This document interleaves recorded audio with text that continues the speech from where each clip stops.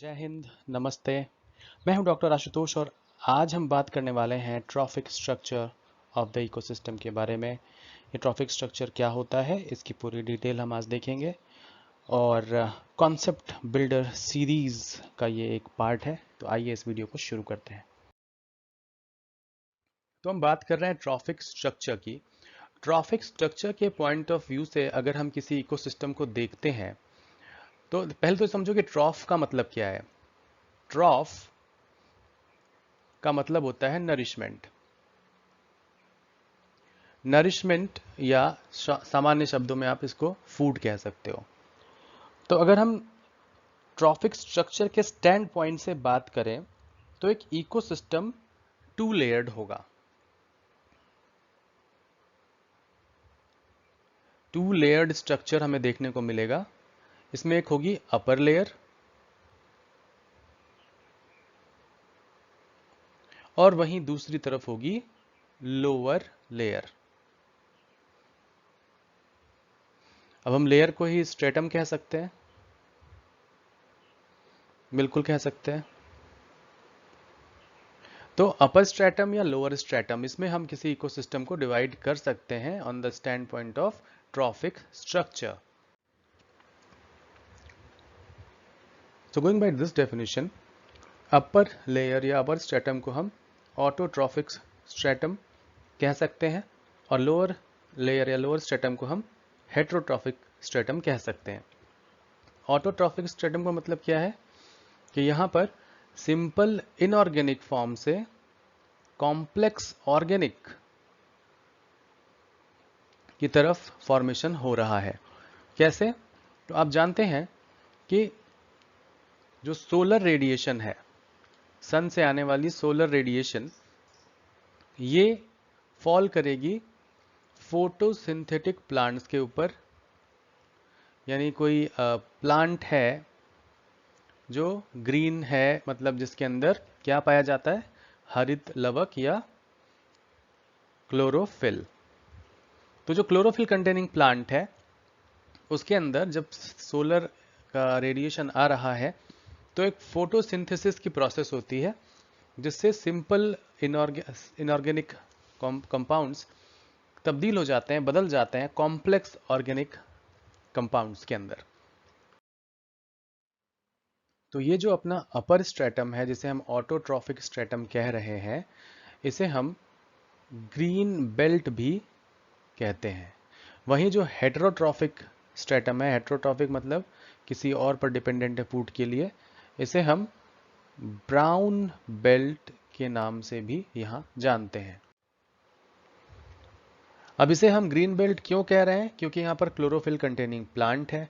और इसे brown belt क्यों कह रहे हैं? क्योंकि यहाँ पर जो प्रीडोमिनेटिंग चीज़ें हैं वो क्या हैं? सॉइल है, सेडिमेंट्स है, डिकेइंग मैटर है, रूट है और बहुत सारी और चीज़ें जहाँ यूज़ और रीअरेंजमेंट हो रहा है या फिर डीकम्पोजिशन हो रहा है कॉम्प्लेक्स मटेरियल का। तो इस वजह से इसे हम ब्राउन बेल्ट कहते हैं। तो अब बात कर लेते हैं कुछ कंपोनेंट्स की जो इकोसिस्टम को कॉन्स्टिट्यूट करते हैं। यानी कि कुछ ऐसे कंपोनेंट्स हैं जिन्हें हम रिकॉग्नाइज कर सकते हैं किसी भी इकोसिस्टम में। इनमें पहला है इनऑर्गेनिक कंपाउंड्स, या कंपाउंड्स ना कह के हम इन्हें सब्सटेंस कह सकते हैं। इनऑर्गेनिक सब्सटेंसेस क्या है वो? कार्बन है, नाइट्रोजन है, कार्बन डाइऑक्साइड है, वाटर है। ये सब कंपोनेंट्स हमें यहाँ मिलेंगे। और भी चीज़ें हो सकती हैं। और ये एक्चुअली क्या कर रहे होते हैं? ये सब इन्वॉल्व हैं मटेरियल की साइकिल में। तो ये साइक्लिक फॉर्म में मूव कर रहे होंगे। तो हम इसे साइकिल के फॉर्म में देखते हैं अपने किसी भी इकोसिस्टम में। दूसरा जो कंपोनेंट्स है वो है ऑर्गेनिक कंपाउंड्स, जैसे प्रोटीन, कार्बोहाइड्रेट, लिपिड्स, या उसके अलावा है ह्यूमिक सब्सटेंसेस। क्या है इनका सिग्निफिकेंस? तो ये जो है ना, ये लिंक बनाते हैं बायोटिक और एबायोटिक कंपोनेंट्स के बीच में। They form some sort of link between biotic and abiotic components. तो ऑर्गेनिक कंपाउंड्स ही ये लिंक बना रहे हैं। इसके अलावा तीसरा है एयर, वाटर और जो सबस्ट्रेट इन्वायरमेंट है। एयर, वाटर और सबस्ट्रेट इन्वायरमेंट जैसे क्लाइमेट रिजीम हो गया और अदर फिजिकल फैक्टर्स हो गए, ये यहाँ पर तीसरे नंबर पर आपको मिलेंगे किसी इकोसिस्टम में। इसके अलावा आपको मिलेंगे प्रोड्यूसर्स। प्रोड्यूसर्स कौन होते हैं? तो जैसे मैंने पहले ही बताया है, ये ऑटोट्रॉफिक ऑर्गेनिजम्स हैं, मोस्टली ग्रीन प्लांट्स, जो अपने भोजन को खुद बना सकते हैं। They can manufacture their food from simple inorganic substances with the help of sunlight. ठीक है, तो यहाँ पर फोटोसिंथेटिक प्लांट्स हो सकते हैं। फिफ्थ नंबर पे आते हैं फैगोट्रॉफ्स। फैगो का मतलब होता है टू ईट। फैगो का मतलब होता है टू ईट। तो ऐसे ऑर्गेनिजम्स जो इंटरनल डाइजेशन कर सकते हो आफ्टर ईटिंग द फूड, यानी कि ये हेटेरोट्रॉफ्स होंगे और ये कर सकेंगे इंटरनल डाइजेशन। तो इंटरनल डाइजेशन एक इंपॉर्टेंट चीज है यहाँ पर, और ये एक्चुअली क्या होंगे? They are heterotrophs. They are heterotrophs. तो हमने अब तक देखे 5 कंपोनेंट्स। अब हम एक छठे कंपोनेंट की बात करने जा रहे हैं, सिक्स्थ वन, जिसका नाम है सैप्रोफाइट।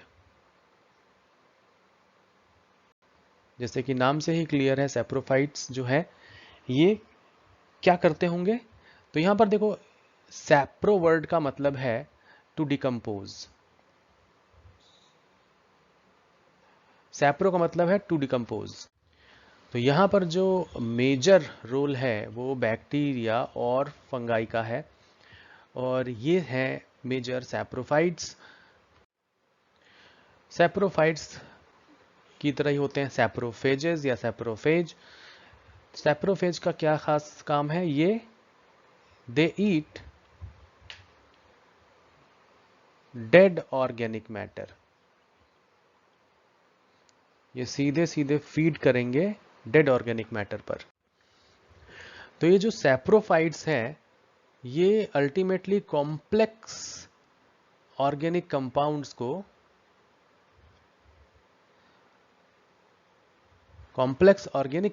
को तब्दील कर देते हैं सिंपल इनऑर्गेनिक मटेरियल में। यानी कि अब ये जो सिंपल इनऑर्गेनिक मटेरियल है, ये वापस किसके पास चला जाएगा? प्रोड्यूसर्स के लिए अवेलेबल हो जाएगा। तो हमने देखा था पहले ही कि किस तरीके से प्रोड्यूसर्स सिंपल इनऑर्गेनिक मटेरियल को यूज करते हुए क्या करते हैं? फोटोसिंथेसिस करते हुए कॉम्प्लेक्स ऑर्गेनिक कंपाउंड्स बनाते हैं। तो ये साइक्लिक फॉर्म में फिर से ये जो न्यूट्रिएंट था ये पहुंच जा रहा है प्रोड्यूसर्स के पास आफ्टर द डिकम्पोजिशन।